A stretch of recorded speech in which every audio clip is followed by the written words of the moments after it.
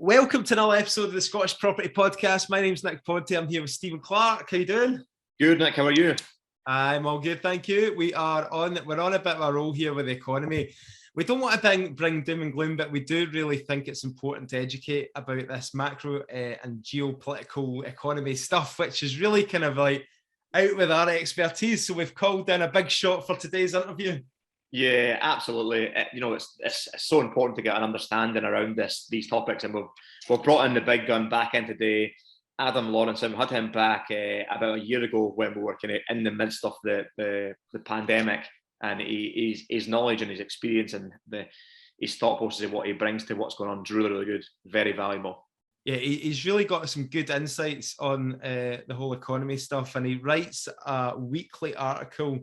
We'd said we'd put the link in the show notes. It's a Partners in Property Facebook page. He writes a weekly article called The Sunday Supplement, and it really is an excellent read for anybody who wants to know what's going on across the world and how that will eventually filter down into our economy in the UK and Scotland, and how that will eventually have an impact on property prices and, you know, as landlords, how it will affect rents, all that stuff, interest rates, and all the supply chain issues that we're experiencing at the moment. So without further ado, we won't babble on too longer, and we'll cut to the interview with Adam Lawrence.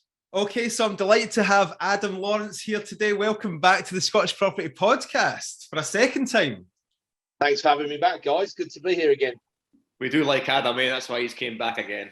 You obviously delivered so much value last time that we got you back again.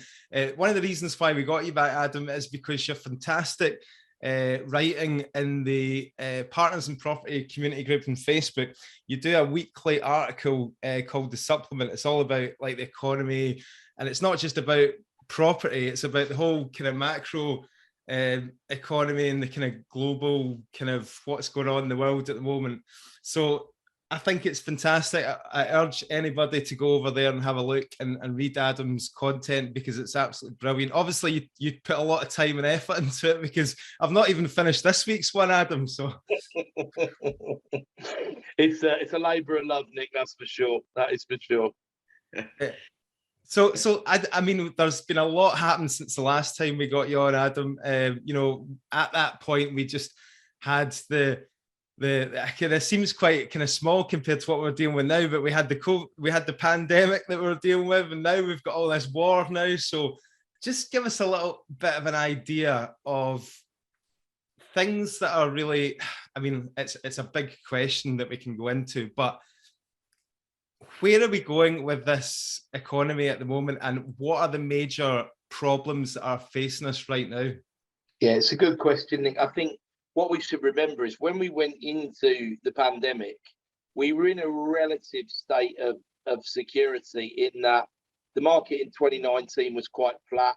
We'd had an election where, not to get too political about it, but if things had gone the other way, it might have been quite interesting for landlords and for asset owners and things like that. It didn't. It was seen as a bit of a stable thing for property investors, you know, getting Boris elected. And then the pandemic came, and they solved it by turning on the taps, you know.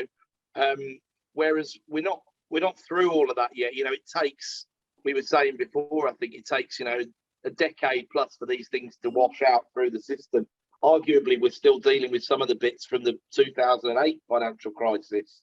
So, you know, to have something significant happen on top of that quite so quickly really is significant. So we weren't coming from a place of normality or stability, and then, you know, we wake up one day and there's troops on the border and all the intelligence is saying, oh, it's not going to be a war. Suddenly it changes, and the intelligence says that he's going to go in, and then he does.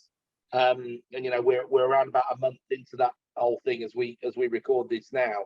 And you know, look at where oil price was, for example, before the invasion of the Ukraine.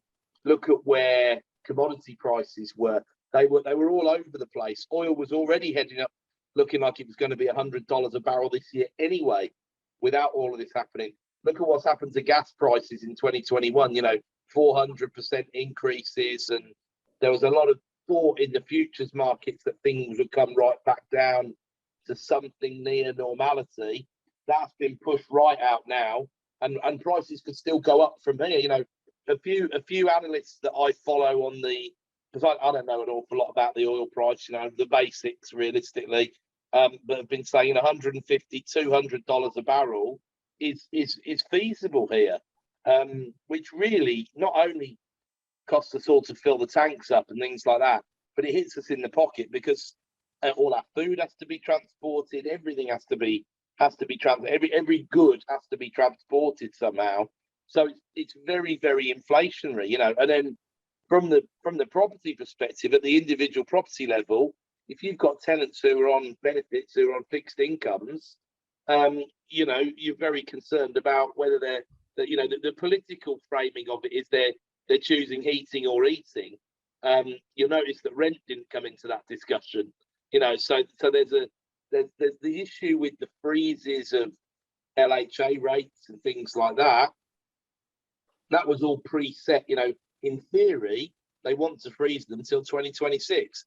I can't see how they can keep that up with the inflation that's going on. But you know, before the Ukraine-Russia situation developed, inflation was already on a big rise anyway. So it's just that extra 2-3% maybe on top of what was already looking like 6, 7, 8% takes us into territory that gets Western economies really, really nervous these days. And did you ever buy into this fact, you know, this statement that they put out right at the start? They said that it was going to be transitory and that, you know, everything was going to get sorted out. And I think the highest projection, I think they thought inflation was going to peak at like 4.5% or something like that. Yeah, if you went back and looked at all the supplements from last year, you would see what I thought of that. I thought it was nonsense. I was saying the whole time, look, this is secular. There's been some permanent shifts in the economy, and there'll be a level of inflation. And we don't really understand it. We don't really know how to process it. And then, of course, you know, do we know if it's a good or a bad thing for property investors? Ultimately, you know, property did quite well in the 1970s, for example. But then in real terms, it didn't do anything at all because it was just keeping pace with inflation. At the moment, if you asked, you know, a pension fund manager or an investment trust manager, they'd be very happy to keep pace with inflation because inflation's so high, they're not going to be expecting those sort of returns from their other investments. So things that are linked to inflation at the moment are very, very valuable indeed. For example, if you had any solar panel systems from years ago when the government gave the feed-in tariffs, those payments are linked to inflation. So I've got a few, and my payments starting in April next year are going up by 7.5%, which is quite handy because that keeps pace with a bit of what's going on. I wish everything was going up 7.5% that I had coming in, and I'd be laughing, you know. So that's a really good point, Adam, about, you know, why wouldn't we be happy as investors and invest in property because our assets are going up hugely in value and property prices are boosting. So why would why should somebody think, wait a minute here, this could be dangerous, you know? Well, you know, if we look historically, recessions are not great. What they're not, recessions don't necessarily, I don't mean an economic recession when I say that, you know. So what do we expect to happen? Unemployment go up, apart from anything else. Sorry, can you just describe what technically is a recession? So from a textbook perspective, it's 2 quarters in a row where the GDP growth is negative. So it could be as ridiculous, and that's the problem with textbooks, isn't it? It could be minus 0.1, minus 0.1. Technically, that would be a recession, and no one would really notice. What we did have is a 5-quarter recession from Q1 2020, because when the pandemic hit, it was early enough to affect the first quarter's figures, and we had 5 quarters of negative growth until Q1 2021. If you tried to buy it, I know you're both buying properties and trying to buy properties during that time. No one told anybody there was a recession. As soon as we could get back to the market, you know, when the register of sale signs was sorted and all the rest of it, it was already quite difficult to buy stuff, and it just got harder and harder as that theoretical. Did you touched on that before, back on our last interview as well, saying that you know, we were kind of in that recession and they turned on the taps and just started printing money. Do you think they kind of we bounced out of it quick rather than it kind of going to what it's going now? Do you think we bounced out of it quite quickly for the government's reaction to it? We did. But then, of course, the way we bounced out, thanks to stimulus and all the rest of it, was always putting a lot of money into people's pockets. There was a big difference between 2008, let's say, where they took probably 6 months or more to take some action they should have taken much more quickly. And then really that only looked after people who invested in the stock market and lenders and bondholders and things like that. Whereas they acted very, very quickly in 2020 and actually furlough and the self-employed income support scheme, bounce back loans and all the rest of it. It put money directly into the hands of the people, a lot of which obviously made its way into the property market one way or another. And then for the rest of that money provided, you know, savings rates went through the roof. So people were scared. They were saving some of that money. When they're saving it, they're not consuming it. So they're not competing for goods and the price going up and up and up. You then had all the, you know, if you focus on the goods side of it, logistical problems getting stuff out of China, container prices going up through the roof, and then lack of, you know, we had a big problem, didn't we, at the end of last year with HGV drivers and people to get things delivered to shops and all the rest of it around the country. So there were multiple problems going on at the same time, all of which forced up, even if they weren't forcing up the input cost of the actual pasta or whatever, they were forcing up the cost of getting it to the supermarket and getting it to the consumers. So, and that's not worked its way out yet either. So this is what I mean by where our starting point is important to consider when we have a disruption. A smaller disruption than a war, and of course there are lots of disruptions that are smaller than a war, would cause an even bigger problem today, potentially, because we're already so far out of the range. So going back to what Nick said around, well, so what? Don't we like inflation? Well, in order to combat inflation, the central bank's really only got the one weapon, and that's to put the interest rate up. When the interest rate goes up, people borrow less, they can afford to borrow less. It'll slow down first-time buyers and affordability, so it slows down the chain from the bottom. Ultimately, capital costs more to borrow, so companies get more defensive about investing that capital. We've had all this sort of, you know, 12, 13 years of quite low interest rates. And if we're now going to go into a period where they're quite a bit higher, then all of those companies tend to refinance their debt on a sort of 3 to 5 year debt cycle. So not really dissimilar to property investors, really, or certainly ones who are still trying to grow their portfolios and use a significant amount of leverage like we all are. So when they come back to the market and now want some new bonds, they might have been paying 1.5% before, and they might be coming back to the market at 3%. Now, that might not sound like a lot of difference, but it's going to double your debt payments, ultimately. So how used of those big companies, how used to that cheap credit have they got? If they've got less free cash flow, they can't invest in as many projects, they can't employ as many people. And one thing I'm watching really closely is how many vacancies there are in the job market, because at the moment it's through the roof. But it could change quite quickly, especially if rates go to 1 and then 1.25, which is within line of expectations over the next 3 to 6 months now. It sounds like nothing, but it's where we came from that makes the difference rather than the actual number. For what it's worth, for us guys fixing our mortgages and things, I don't think the bond yields are going to go up much at all. So I think we'll have now a really unique opportunity where inflation will be 8 and 9% and things like that, and we can still borrow at 3.25, 3.5 for 5 years. So in real terms, we're getting paid significant amounts to buy those properties and leverage up. And will they keep pace? Will property go up 8 or 9% this year? There's not too many people who think that it will. I think it'll be positive. My own number at the beginning of the year was sort of 5 to 6. And I haven't really adjusted that down too much. I think I'm probably at the lower end of that range now as we speak today.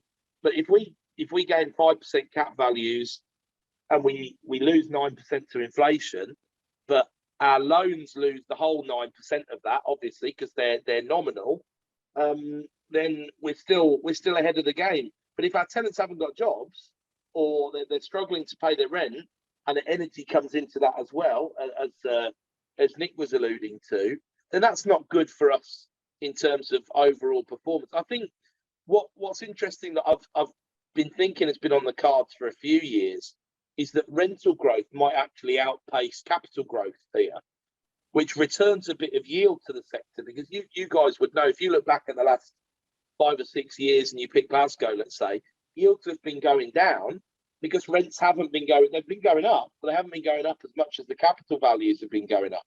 So mathematically, yields have to come down.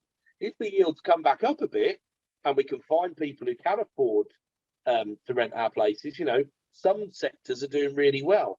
So you're having to be, well, certainly we are being quite careful at the moment with how we underwrite our tenants and what we see as a good, stable job. Public sector are going to take a beating over the next 3 years because they just won't get the pay rises that keep anywhere near the pace of inflation. And they've taken a beating over the last 10 years, to be honest. So there'll be things to consider there. Whereas a household with 2 people in that are doing 40 hours a week each minimum wage, soon will be coining about 44 grand, and their tax burden's gone down, and the household income's in quite good shape, realistically. Is this what could cause a bit of concern in the marketplace then, that if we're hearing all this scaremonger in the media with the huge 50% increase in this and 50% increase in that, if it's kind of painfully obvious when people get a wage rise, they're only getting 2% and inflation's at 9%, what's the chances of unions and employees fighting and saying, do you know what, fuck your 2%, I want 10%, 15%, and then what kind of effect could that have on the economy as well? So that is, I don't know if you guys saw it, but the governor of the Bank of England was criticised around the time of the last Monetary Policy Committee meeting, because he basically said to people, don't go into work and ask for an inflation pay rise, because the problem that will cause, and of course he got panned for that because he earns 500 grand a year, right? So he's not, and he probably gets his link to inflation or whatever, but he's saying that it is coming from an academic place, but a sensible place, because if that then starts to happen, then everything goes up. Because the problem is this inflation is born out of the price of things going up because supply and demand has changed because of the pandemic, largely, right?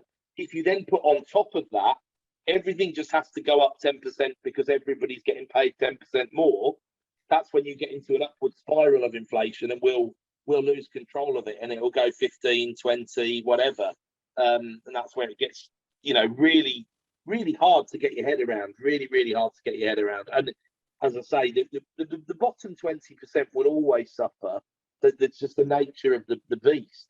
But they'll suffer a lot more in an environment where, like I said, trying to freeze LHA rates when inflation is 9 or 10, what does it mean? It means that LHA drops into the bottom 5-10% of the category of households. It means that landlords won't give tenancies to LHA claimants because they just won't be able to afford it. Mathematically, they start getting priced out. So we need to be quite careful about the upward spiral, Stephen, really. And what the thing is, if we get into that upward spiral, there's really only one way out of it, and that's recession. It's the only way out of an upward spiral like that. So that's why they'll be keen to try and avoid. And that's really why I don't believe for a second they thought it was transitory. I think they had to say it was transitory in order to keep people calm. At the moment, the 5 and 10 year bond yields are still hovering around the sort of 1.5% mark, right? So that's what, if you're the government and you issue a 5-year bond, you're going to pay 1.5% a year on that, right? So that's how our mortgage rates are normally derived. The operator puts a margin on there, a couple of percent margin, something like that. It costs them 0.5% of that to actually run their operation, the operational expenses. The rest of it is profit. So that's why we'll still be able to borrow. Now, if the bank were to come out and say, do you know what, actually, you're right, we've lost control of this situation, the bond yields would just go like They've just done that in the US. The Fed didn't actually come out and say we lost control of it, but they came out and said, look, we're just going to put the rate up a lot more aggressively. And so the bond yields have scooted up, which means the bond prices have gone down. So people, pension funds and people heavily invested in bonds have lost quite a lot of money over the last month in the US. Because when the yields are really small, it's a bit like, if you have a commercial tenancy and let's say the valuer would value it on a 5% yield, right? If that changes to a 4% yield, the value of that building's gone up by 25%. So there's incredible sensitivity and when you think if the yield is 1.5%, the sensitivity is even bigger. Like I said, if we go to 3%, it doubles the cost of the debt. So it halves the price of the bond.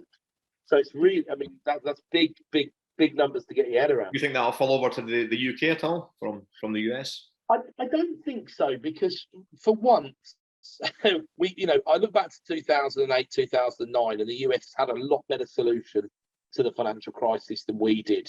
Whereas when I looked at how they handled the pandemic from a policy perspective, from an economic policy perspective, we did a far better job. We did less stimulus. And in percentage terms, obviously we did less stimulus because we're a lot smaller, right? But we did less stimulus than the US. We did less stimulus than the Eurozone, right? And so they will be dealing with bigger problems than we were. The US economy was starting to run away. And of course, the stock market has performed outrageously well last year. Now, that fortunately had come off the top about 10% before Russia went into Ukraine. So there's still probably more to be seen from that. And of course, the stock market's not always the best gauge anyway, because defence contractors, for example, their shares have gone through the roof because everybody's turned around and realised, well, actually, we need to be investing in this stuff. We can't just keep cutting numbers in our armies and our air force and all the rest of it. So I think it'll be a smoother ride in the UK, but is that any consolation if you're on pension, your pension's only going up 3.1 and the cost of living goes up 9? The thing that will help a little bit on that front is pensioners hold a lot of sway when it comes to elections, and there's obviously some elections coming up. It'll be no time, it'll be a couple of years, but it'll feel like no time before those elections are upon us, and there'll have to be some political giveaways to try and bribe them into voting the incumbent party back in.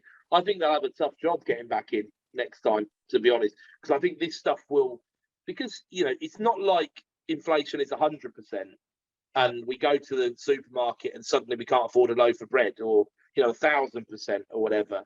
So the people who aren't spending their time listening to this podcast basically will notice it in bits and bobs. And like you said, the papers do scaremonger these sort of things, and sometimes it can become a self-fulfilling prophecy. And enough people start shouting recession, there'll be a recession, because people will keep saving. But people haven't started spending their money again yet, particularly after the pandemic. We haven't had enough time to get back to anywhere near a normal. Myself and Nick were speaking about this last week, and we were saying the same. It's like the scaremongering off a certain aspect. Just say it's fuel, and it's going up 50%.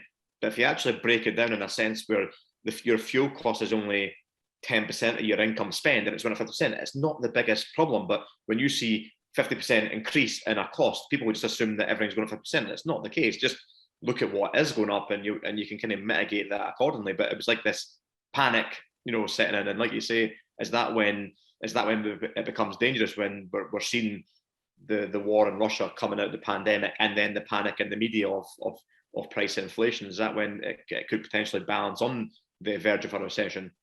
Yeah, definitely. And if one of the chief problems is by putting the interest rate up at the moment, if you ask the Bank of England and they were honest with you, and there wasn't this situation with inflation, there's no way they'd be putting rates up the way they're putting them up at the moment. Now, the other problem is, because of where this inflation is coming from in terms of supply and demand imbalances, that's got nothing to do with interest rates, right? So putting interest rates doesn't solve that problem, right? So you've got an economy which for the last 13 years, we've not been able to sustain rates above 0.75%. right? This isn't the year. If you looked at January the 1st, 2010, every year up to 2022, would you have picked 2022 as the year you were going to put rates up to 1.25%, 1.5%, whatever? No, you wouldn't. You absolutely wouldn't. So they've got to be seen to do it, even though they know it won't work. That's politics for you, unfortunately. This should be about economics, but it's not. It's about politics. Yeah, and like you say, it's the only real tool they've got in the toolbox at the moment to be seen to be trying to do something. But I've got to go back to what me and Stephen were talking about previously about the cost of living crisis and all that. I mean, you can't obviously blame the media if we do go into a recession. I mean, it's not going to be the media that causes a recession. Stephen, you said something last week that like really, I thought, wait a minute here. You said something about, people could just stop buying 3 takeaways a week or something like that and they'll be fine. I don't know about that, man. I had to think about that. And I think that we've not even seen how it's going to affect people yet, because obviously we're not even the 1st of April yet. That's when it's going to start hitting people and bills and stuff like that. There's a lot of people out there. We need to bear in mind, the 3 of us sitting here, we'll probably get through this all right. There's a lot of people sitting out there that are living month to month right on that line, basically. And for the increases that we're talking about here, and like you said, Adam, now that we're talking about commodities, commodity prices feeding through into the whole supply chain for everything that we consume, then I think roll on 6 months and then we've got another energy cap increase, then there could be a lot of people struggling. And I think the key for us as property investors is that this could be a lot of our customers that are paying us rent, our tenants that are going to be struggling. Yeah, I think that what Adam mentioned earlier on was it gave me a real good insight into it. You mentioned kind of vetting the tenants a little bit more stringent on their job, their position, their affordability. Do you tweak it up a little bit? Do you make sure they're in a secure job? Because I absolutely think that it's going to be the ones that are hit the hardest is the lower income or the ones that are on that borderline of affordability constantly. And if you have kind of just put anyone in the property and not kind of vetted them enough, and their cost of living goes up that drastically, they're the ones that are going to go into what was it you said, Adam? Heat or eat, and your rent's getting forgotten about. So yeah, I think it's important for investors to pay attention to that more often than not. I think December 22 might be the most challenging month for arrears for many years, to be honest, because then it'll be heat or eat or Christmas presents, and that will be another factor. And people aren't in the mindset necessarily. I mean, the problem is, if we did go towards recession, I don't think we'll get there this year. Although I'm mindful that things have moved so quickly in the sort of COVID world, so I wouldn't say we're guaranteed not to have a recession this year. And what you said earlier is very true. It was actually about 6% of the average household budget on heating and bills running a household. So even if you put 50% on that, it goes to 9%. So it's not.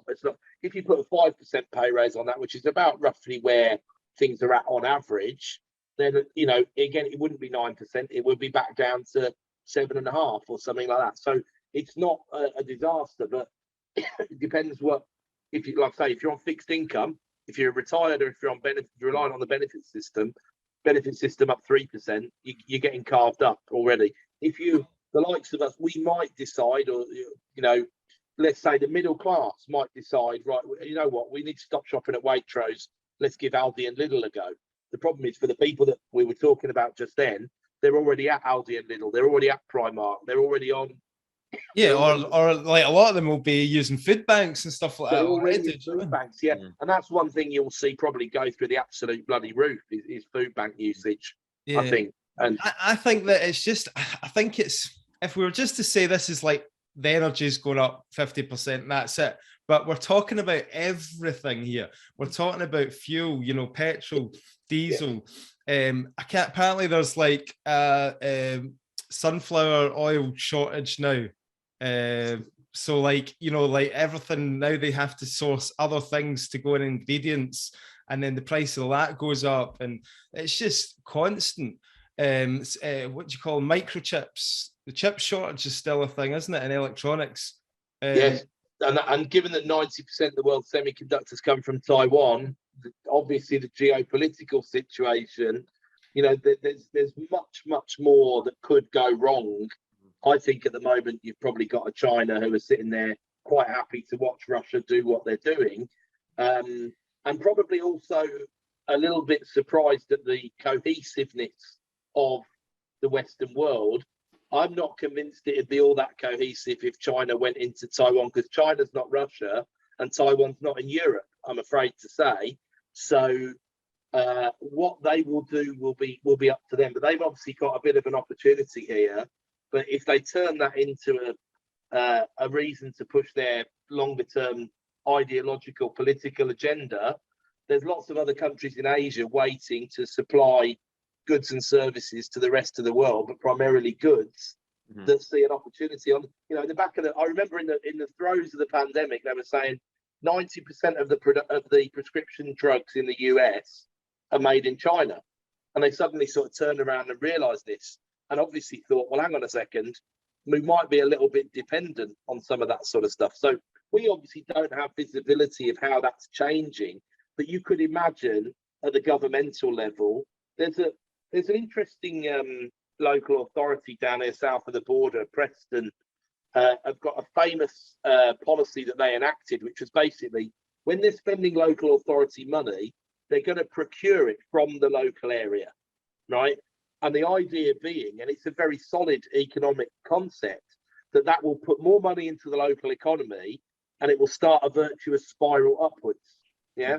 So if you ever hear the Preston model being mentioned, that's basically what it means.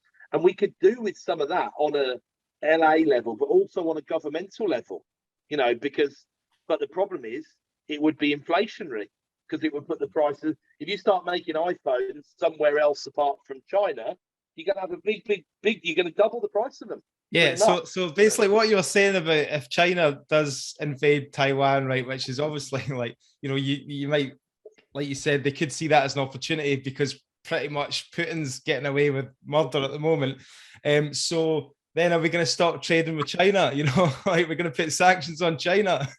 Like, yeah. You mentioned microchips there. There was a guy on the workshop at the weekend who just sold his Discovery. You know, secondhand car market's going nuts, and he said he bought the Discovery a year ago, done 18,000 miles in it and sold it for £19,000 profit, and you're like, what the fuck? And when you think about that, that's when have you ever made money in a secondhand car market? Like, they've become assets more than anything else. But and that's when, like, I know we're talking about the media stuff, and what myself and Nick were talking about last week was everyone's focused on the fuel price and the smaller cost, but if a second-hand car's a big purchase to you and you're having to spend £19,000 more on a flipping car, okay, it's 10-15% rise. It's a huge chunk because of the value of what that product is. It is. And the thing is, it's a big step backwards to give, because, you know, the economists would sit there and say, well, look, you know what, the substitutes come into play here. So if it's dead expensive to run a car, you can go to public transport.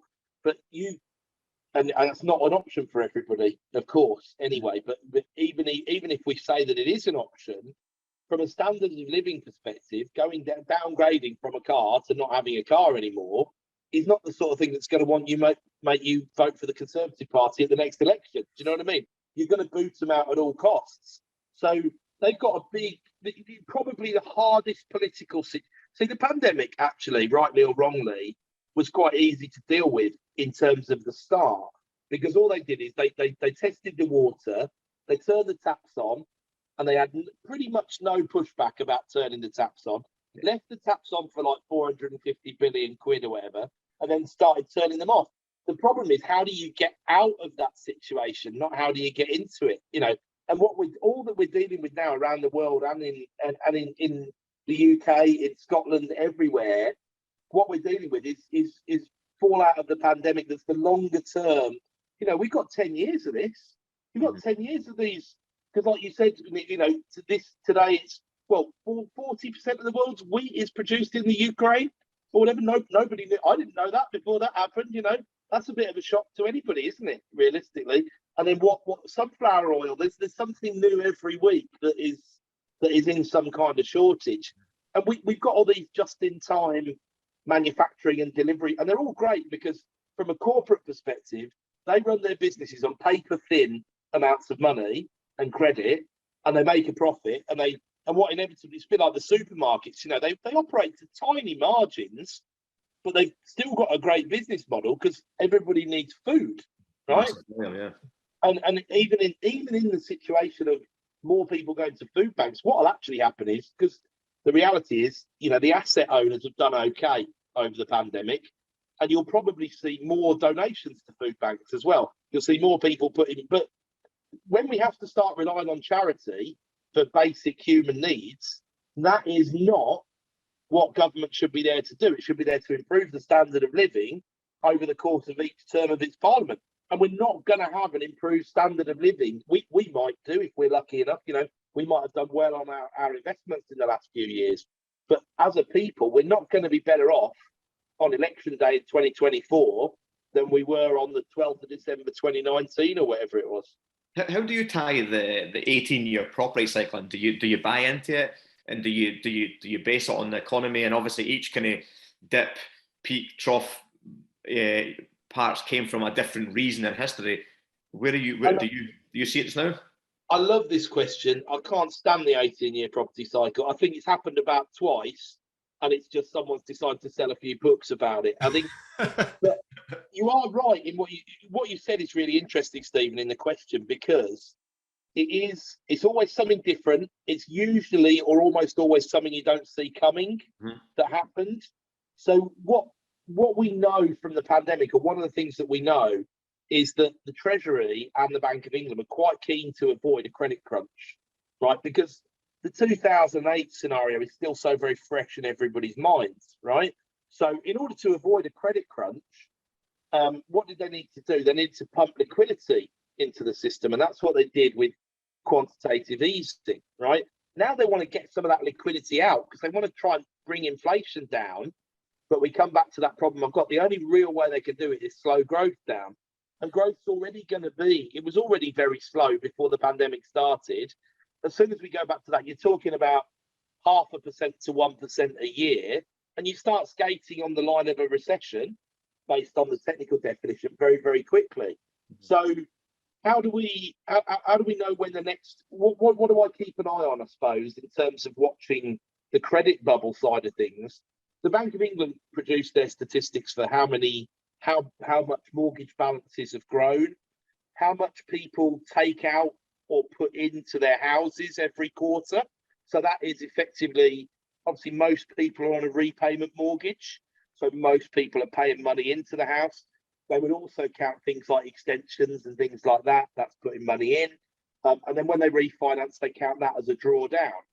For a couple of the quarters of 2021, for the first time in years, there was actually money drawn down from property, which is something you didn't see until cue the alarm bells since 2007, 2006, right?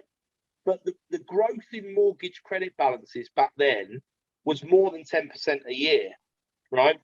Now, we touched about 5 or 6% annualized in 2021.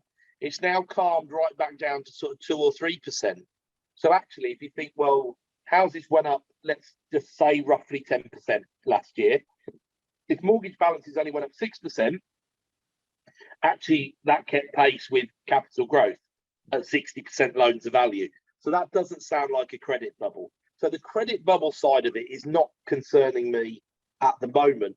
And the other reason it doesn't concern me is if things do take a turn and the central bank realise they've made a mistake, what is going to happen? Taps are going to go back on. The taps will go back on. And we could see, this is not a likely scenario, I should be clear. I would price this at about 10 to 15% likely. But if the Bank of England start going too quickly, like the Federal Reserve are going too quickly, they will break something and we could see negative rates. And that's not something that people are thinking or talking about at the moment. But we've still got that in the locker in the UK and the US. The Eurozone have done it for years. Quite a few other countries have done it already. We could see -0.5, -0.75 base. We might get to 2, 2.25, 2.5 first, and then take a big. If you look at the US in 2017 and 18, under Donald Trump, they tried to get the bank rate back up to sort of 2.5%. They did it quite quickly. The stock market threw its toys out the pram, and they just said, well, okay, we'll cut the rates back down to zero. That's what they did. So getting out of the 2008 hole is a 20-year project, which we're only 14 years into, and we've had some significant things to navigate in the interim.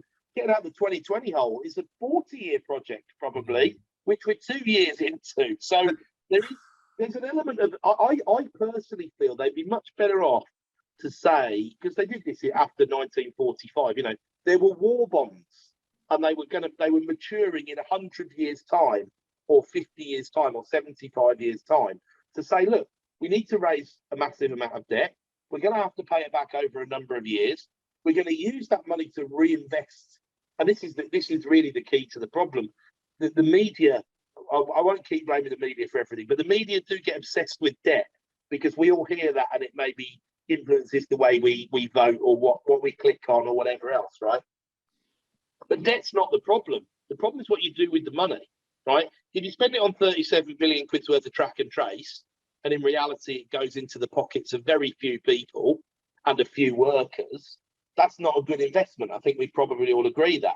If you spend it on HS2, we could probably have a reasonable debate about whether 100 and whatever billion is worthwhile. If you spend it on linking Scotland to England, if you spend it on linking Manchester to Leeds in a better way, that would pay back money over a series of 50 years.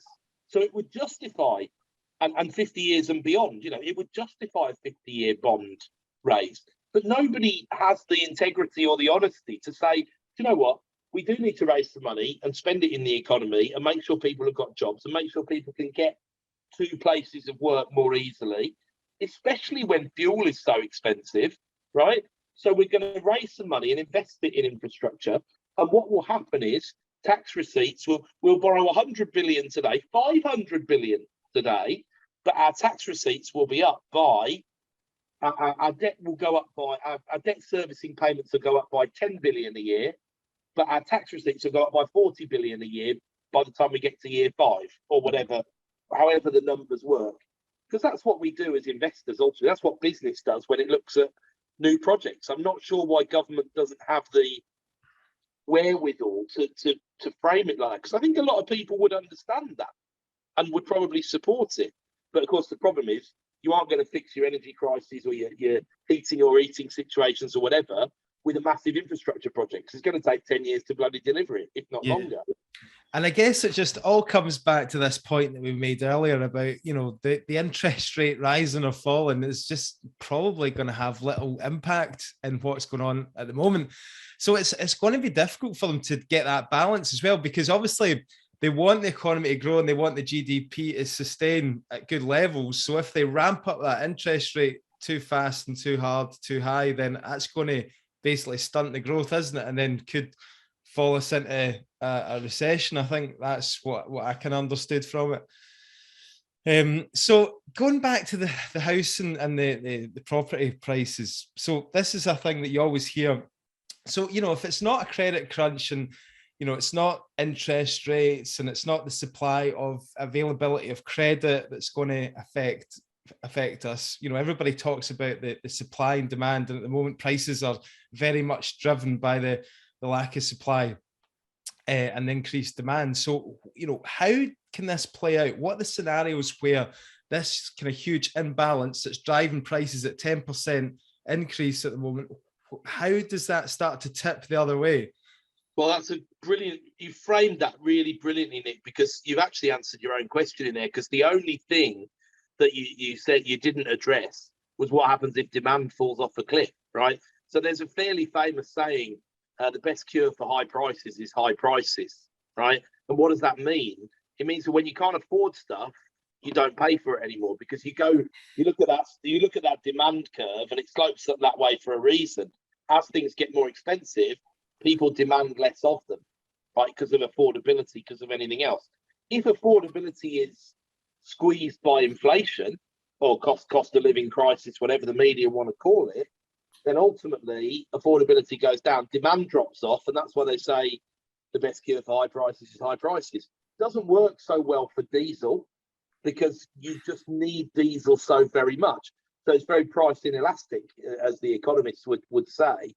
But it does work on other things like luxury goods, for example. And when I say luxury, I'm not talking like Louis Vuitton. I'm talking what an economy, stuff you don't need to live, basically. That demand can fall off a cliff very, very quickly. So it's interesting what Stephen was saying earlier about the 3 takeaways a week or whatever. Will people choose to sharpen the pencil in that department? I think I'd be as cynical as you guys are. I'm not sure they will. They probably should. But will they? I don't know whether that will give. But something will give, and demand will go down for anything that's not a staple product. And then what happens then? People stop recruiting. People start getting rid of jobs because they don't need as many people to fulfill. Don't underestimate, Nick. Since the start of the pandemic, what happened? Well, there was a drop in demand for services, not for things like accountancy, let's say, but in our industry, there was a drop in demand for solicitors because they couldn't do anything for a while, certainly in conveyancing, right? So, but what there was a commensurate increase in the demand for goods. So what you've already seen is the demand for goods starting to normalise a little bit, but it could drop off a cliff, and and that could happen quite quickly because all of this stuff is happening quite quickly. And what does that mean? That means there's a recession. That means certain things are devalued. Asset prices may or may not come back down. That may be property, it may be stocks, it may be other things, but there's by no means a perfect correlation between those things. But obviously, if the listed companies make oil or sell oil, then they're doing quite well at the moment. They've got more money than they know what to do with. If they're Amazon, maybe they won't do so well, and they're already on a pretty pumped up valuation. So there's if goods demand does get sharpened because it just has to, because mathematically it has to.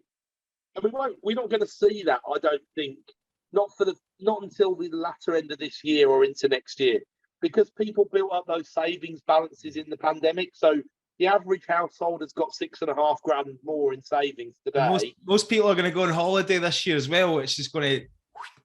They feel like they're owed one, but if they haven't already booked it, again, the prices of doing all of that has gone to mental. And even if you decide you're going to stay at home and do a staycation, the price of the SAs is going up because the price of running them is going up. Yeah. So the money will be lifted out of their pockets one way or another. But I think you've got a lot of people who are still, and normally, to generalise, normally the older generations, but are still kind of a little bit wary about the pandemic. COVID's still relatively rife at the moment. The numbers don't mean anything anymore because people aren't testing anywhere near as much as they were, and all that's, being back. The free tests are going this week or whatever in England anyway. So the numbers don't mean anything, but people are still nervous and they're still putting off bigger decisions. So if the younger generations have to tighten their belts, whether it's the takeaways or something else, just because of the mathematics of it, and the older generations still don't want to deploy that money on holidays and all the rest of it, consumption-wise, we could see quite a haircut. And what you'll also see is, what hasn't been discussed an awful lot really, because people focus on the debt, like we said earlier, is government spending. Government spending obviously absolutely ballooned in 2020 and 2021, and a lot of these contracts have carried forward into 2022. But when they expire now, a lot of these COVID-related things are not going to be renewed. So that puts a lot of people back in the labour market, right? That affects unemployment. That, to me, will affect unemployment more than furlough affected when furlough came off. It's something we're talking about, like a double-edged sword here. Like, I kind of get your point there, that if people are a bit nervous of what's going on, they won't put their house on the market. If they don't put their house on the market, there's a supply issue, so demand's still high. But then are people going to say, well, I'm not moving, I'm sitting tight, but we've still got the youngsters and the first-time buyers coming onto the market as well. So surely supply is going to just go up. But we have at the moment, Stephen. But remember, if they don't keep pace with their wage rises and all the rest of it, and rates go up even 0.75% in terms of the real rates that we're paying, I mean, those first-time buyers are paying what, 2 plus or minus 0.5%, something like that. If that goes to 3, then that's a material difference in what they can afford. And the affordability measures will just, again, it will crank them out mathematically, So who tends to take the pain as life rolls on? It seems to me that, you know, the younger generations take more and more of the pain. Now, the argument is they've got longer lifespans and they've got longer careers and they've got all the rest of it.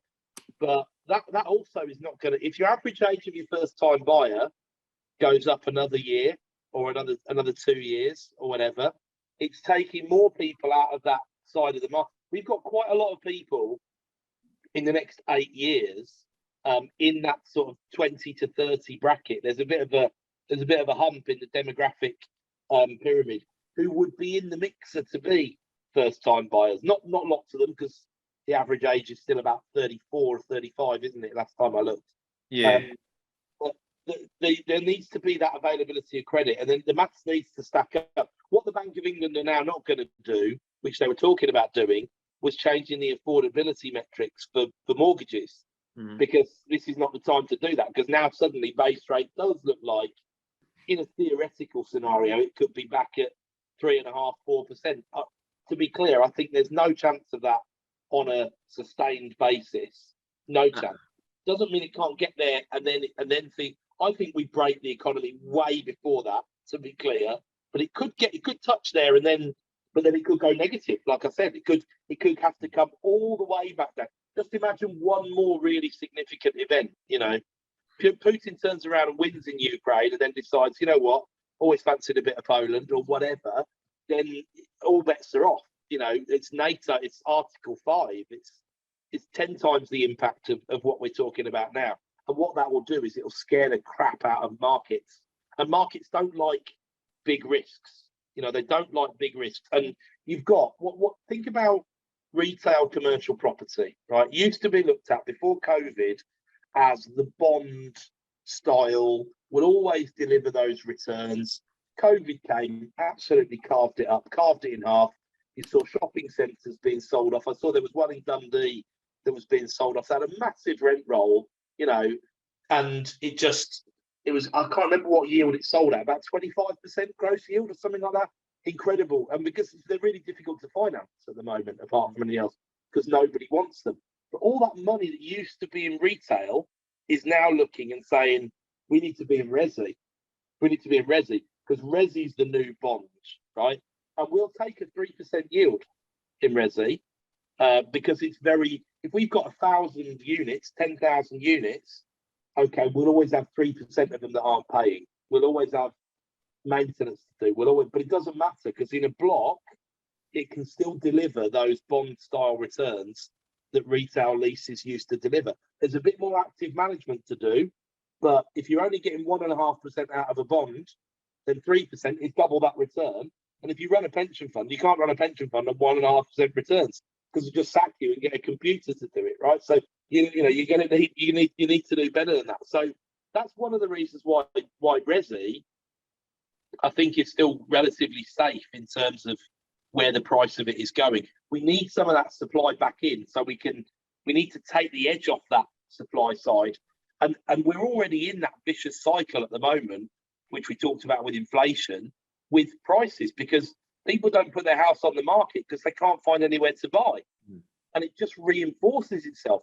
So again, you need something just to break a little bit, and it probably has to break from the demand perspective. I see the market kind of cooling off in that sense with the kind of crazy demand versus supply. But I think something that I was thinking about recently was, I believe the PRT, like the private rental sector, is probably going to go through the roof, because you kind of touched on the affordability there of the youngsters, or the young people getting on the market and that age going up. I kind of believe that when you get to that certain like age in life, I mean, I think everyone here will have probably started on the same point on the property ladder. We'll have bought a 1-bedroom shitty flat for 50, 40, 60 grand, whatever location you're at. I've never ever seen youngsters in the last 10 years doing that.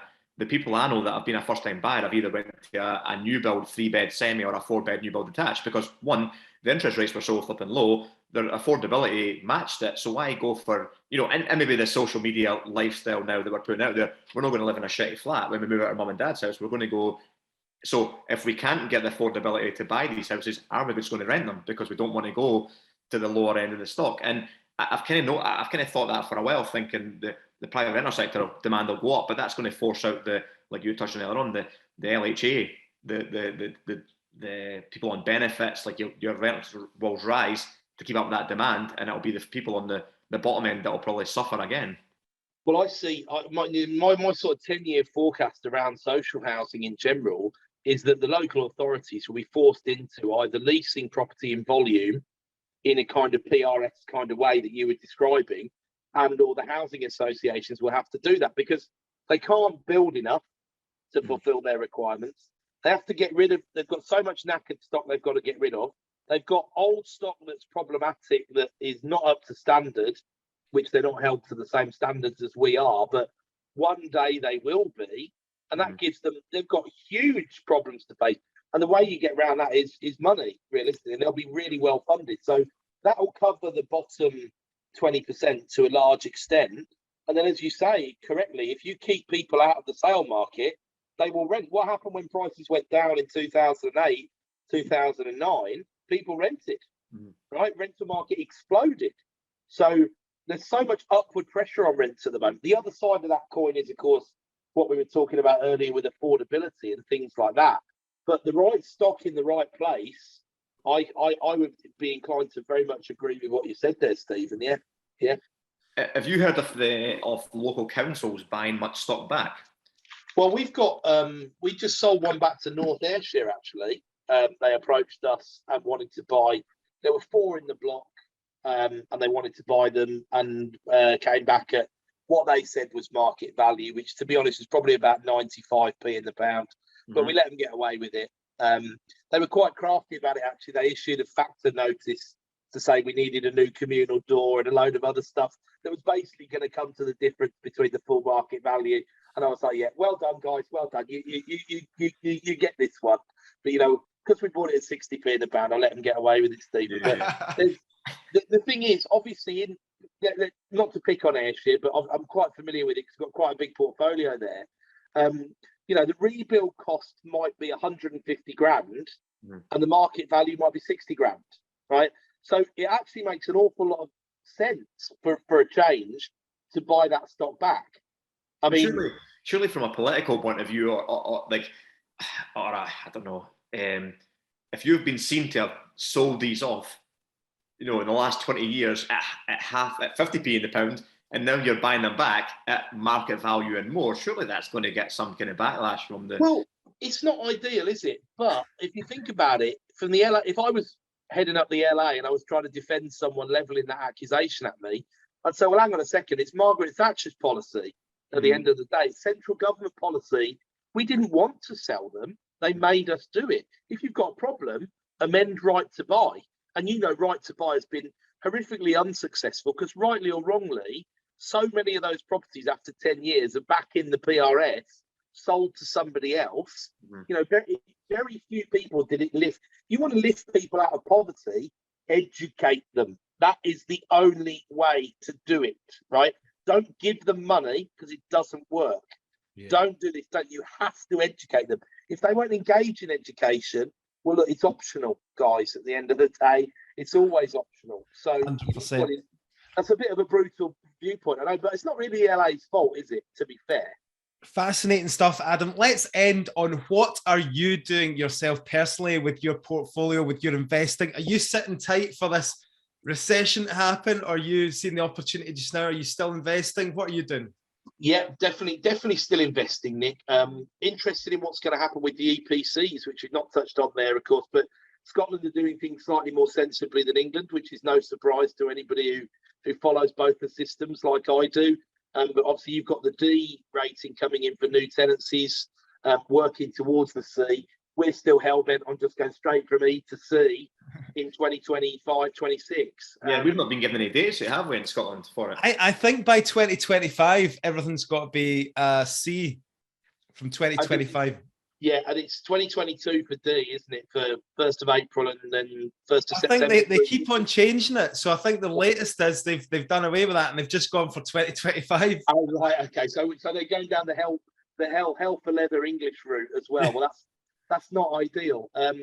But I think that provides probably more opportunity than anything has done in the last decade, to be honest with you, because, you know, I bought, and I'm sure you'll have seen plenty of this as well.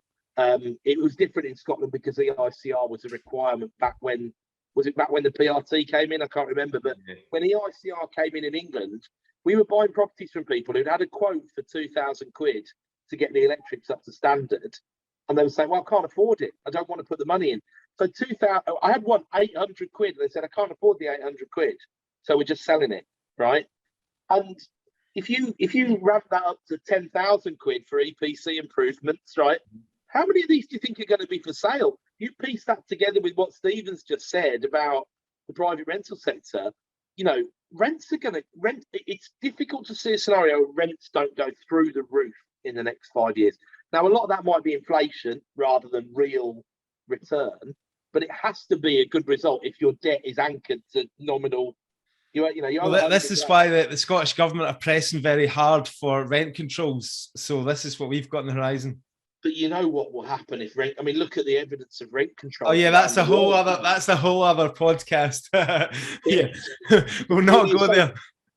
So very much, Nick. Still looking, still buying, looking very critically at what we've got void to say, well, actually, is it worth selling this and cashing in on what's been a really hot market?